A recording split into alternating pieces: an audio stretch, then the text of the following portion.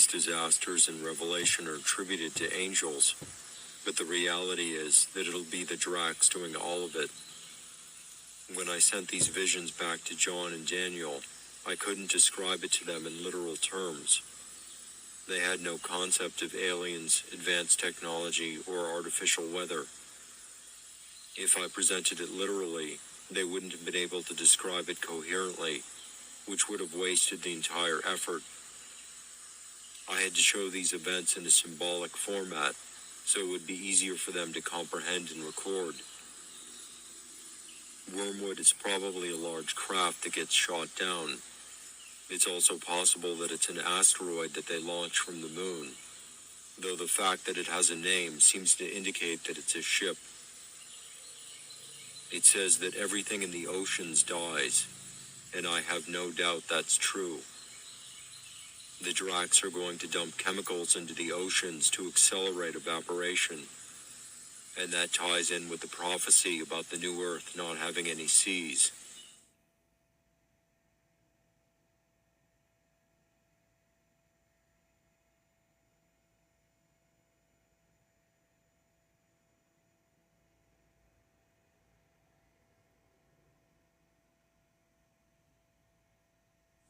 Many of the earthquakes and tsunamis on this planet are generated artificially through the use of technology.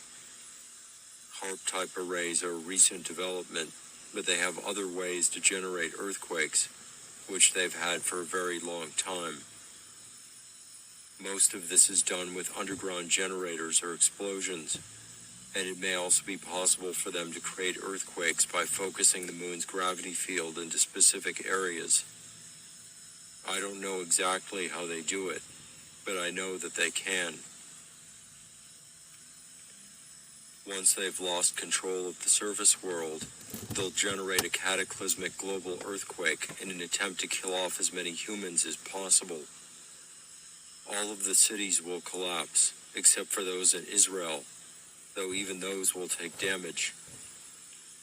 This will cause a massive displacement of bodies of water onto land, so you'll want to be far away from the coasts when that happens.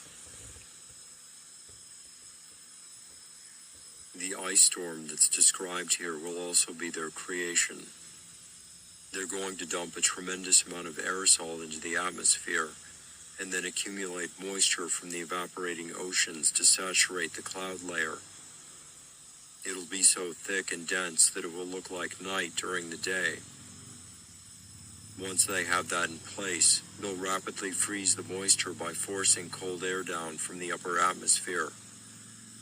Large pieces of ice will begin to fall from the sky. A talent is at least 50 pounds, 23 kilograms, so that would obviously be fatal for a human who gets struck by one. That would also cause heavy damage to structures and would punch right through any house roof.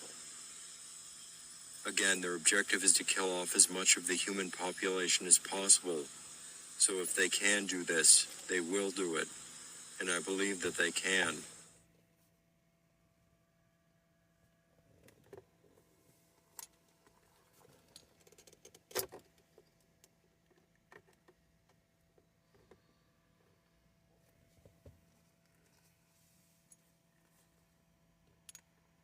This prophecy from the book of Enoch is describing the same events as the book of Revelation. The Watchers are the Dracs, and perhaps the other non-human races in the collective.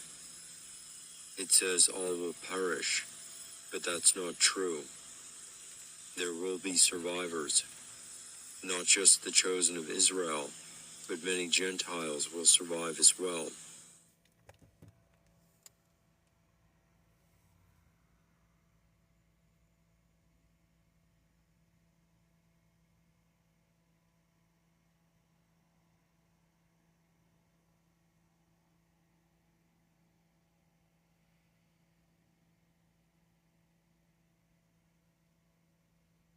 The song Plagues of Babylon by Iced Earth is talking about the Dracs' response to a human awakening.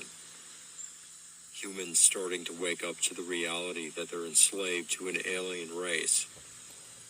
If too many wake up, Their response will be to cleanse the earth of humanity. It's the Dracs creating all of those disasters in Revelation in their attempt to kill off as many humans as possible.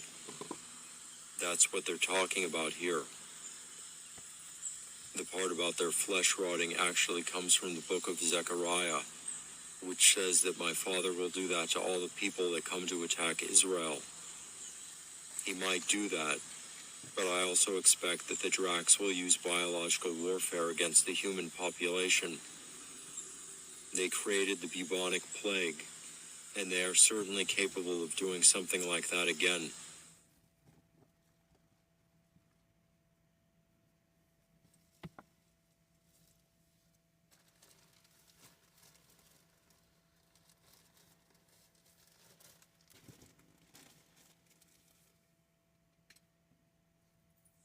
These verses in Psalm 46 are a prophecy about the cataclysm. My Father will protect Israel from the worst of it, but there will still be a lot of damage. He manifests his power through the blood and souls of his people, the Jews, Hebrews. As with the parting of the Red Sea, he can manipulate the physical world, provided that he has a large number of his people gathered in the area, and that they're reasonably close to Israel. His power is amplified further when he has an individual there that serves as a focus, like Moses, King David, or myself. So in that situation, he can reduce the strength of earthquakes, or stop water from moving too far inland, for example, causing a tsunami to break before it hits the shore. In terms of surviving the cataclysm, Israel will be the safest place in the world. Even if you're not a Jew, you'll still be under his protection there. Not personally protected, but under the umbrella of protection from the disasters.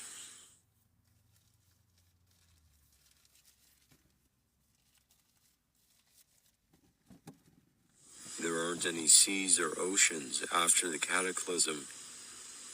As I was just talking about, much of the water in the oceans will be evaporated to create that ice storm. The earthquake will also create large breaks in the Earth's crust.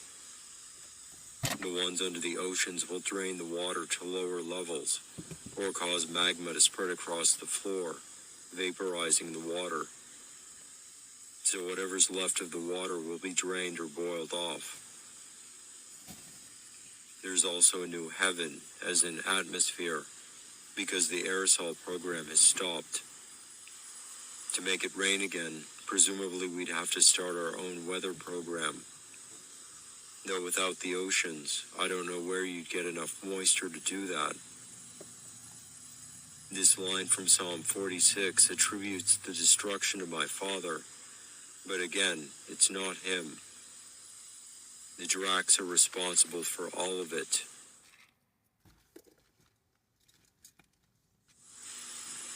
In the aftermath of this cataclysm, the Earth will look very different than it did before. In the last week of my fast, I had visions of the post-apocalyptic Earth.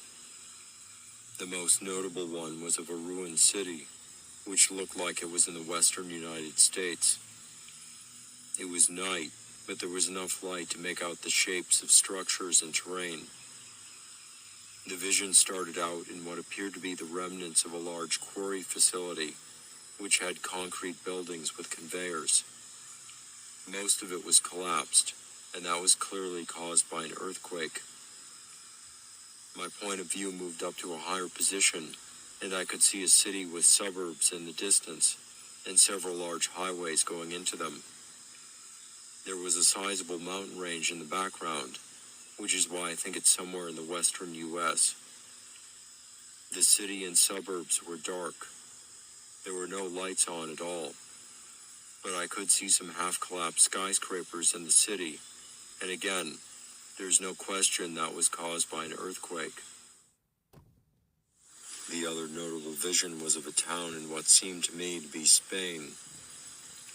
Most of the buildings were made out of brick, and they were all partially collapsed, with at least the walls fallen out, so you could see inside the houses. There was a tremendous amount of debris piled up in the street, and I could see people walking around and looking through it. There was also a group of people cooking in a large pot, where they had set up something like a soup kitchen. Again, it was obvious that destruction was caused by an earthquake. It definitely didn't look like a war zone, no blast marks or anything.